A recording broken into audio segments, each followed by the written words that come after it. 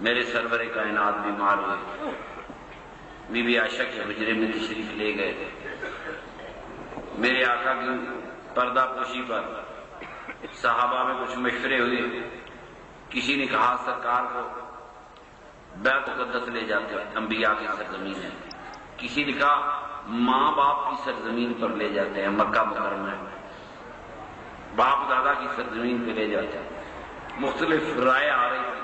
سیدنا صدیق اکبر نے بتایا کہ مجھے نبی کریم صلی اللہ علیہ وسلم نے بتایا تھا کہ انبیاء کو وہیں دفن کرتے ہیں جہاں ان کی روح پردہ پوشی کرتے ہیں، تو میرے آقا کہاں دفن ہوئے؟ ڈر گئے۔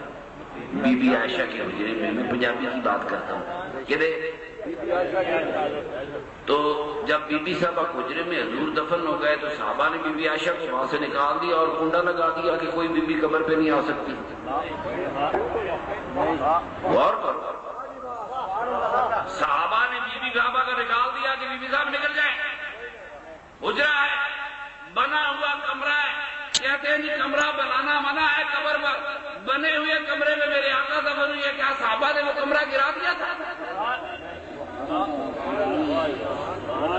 کیا بی بی عائشہ کو کمرے سے نکال دیا تھا؟ حجرہ کس کا ہے؟ جسے تم روضہ رسول کہتے ہو، اس کا مالک، اس کی مالک تو بی بی عائشہ صدیقہ ہے قیامت تک۔ جسے تو روضہ رسول کہتا ہے قیامت تک روضہ رسول کی بات کا کوئی اور ہے۔ دیکھو صدیق اکبر خلیفۃ المسلمین ہے، بی بی عائشہ صدیقہ کے والد ہے، ساری امت کا خلیفہ ہے،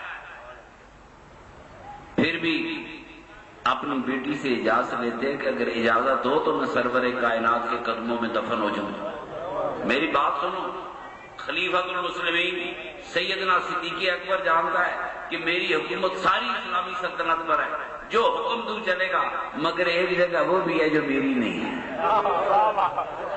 اپنی ہوتی تو اجازت نہ لیتے، وہ جگہ سیدہ عائشہ کا حجرہ ہے، باپ اجازت مانگ رہا ہے بیٹی سے، جاؤ ام المومنین سے پوچھو تیرا باپ سرور کائنات کے قدموں میں دفن ہو جائے۔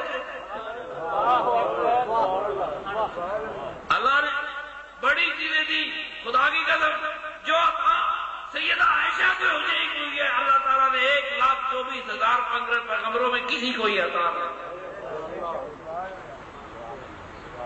کیا مقام ہے اس حجرے کا جس میں میرے سرور کائنات دفن ہو گئے؟ بغیر مٹی ہے، روڑے ہیں، پتھر ہوگا، یہ کچا کمرہ تھا۔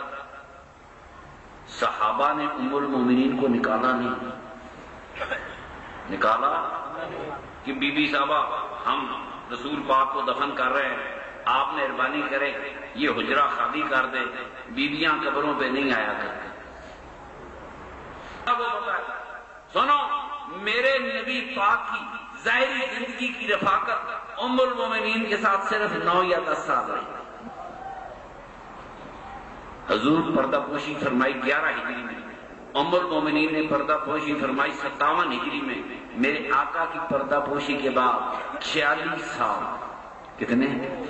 46 سال ام المومنین وہ روضہ اطہر کی صفائی کر رہی تھی، روضہ اطہر کی مینٹیننس کر رہی تھی، دروازے کھول رہی تھی، جھاڑو دے رہی ہوگی، پھول ڈال رہی ہوگی، پتہ نہیں کیا کیا کر 46 سال ظاہری دنیا کی رفاقت 10 سال کی تھی، اور 46 سال بعد بھی میرے سرور کائنات کے روضے کی ڈیوٹی ام المومنین عائشہ صدیقہ نے۔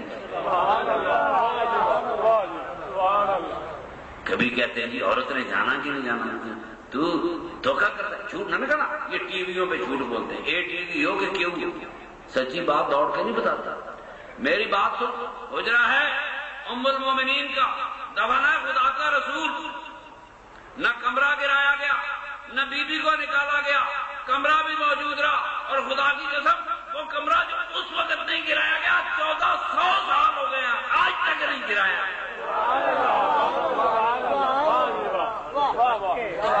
دنیا کے کسی مائی کے لال کو ضرورت نہیں آئی کہ میرے آقا کے روضہ اطہر پہ جو کمرہ ہے وہ گرا دے۔ یہ اندر کچا کمرہ ہے، اس کے بعد عمر بن عبدالعزیز نے پکا کمرہ بنایا، پھر اس کے بعد ایک اور پکا کمرہ بنا، پھر ایک اور بنا، پھر اس کے بعد وہ ترکوں نے گنبد اب یہ سفید گنبد بنا، سفید گنبد کے اوپر پھر سبز گنبد بنا۔ آج تک جتنی عمارتیں میرے سرور کائنات کے روضے پہ بنی ہیں، اگلی عمارت کسی نے گرائی؟ یہ نہیں گرائے گی، کچھ چیزیں نہیں گرانے والی ہیں۔ کعبے گرائے گئے، کعبے آباد کیے گئے، کعبہ گرتا رہا، آباد ہوتا رہا، سرور کائنات کے روضے پہ لگنے والا ایک پتھر دوبارہ نہیں گر سکا، نہ کوئی گرا سکا۔ ادب کی جگہ میرے آقا اس حجرے اقدس میں آرام فرما رہے ہیں۔ یہ ملکیت کس کی ہے؟ ولیت، رسولوں کا تاجدار ہو، روضہ رسولوں کے تاجدار کو، اور ملکیت ولیہ کیا کیا؟ بی بی صاحبہ ولیہ ہے کہ نہیں ہے؟ وہ جو کل کوئی مولوی انکار کر سکتا ہے بی بی عائشہ کی ولایت کا، حجرہ ولیہ کا ہے، مقبرہ رسول پاک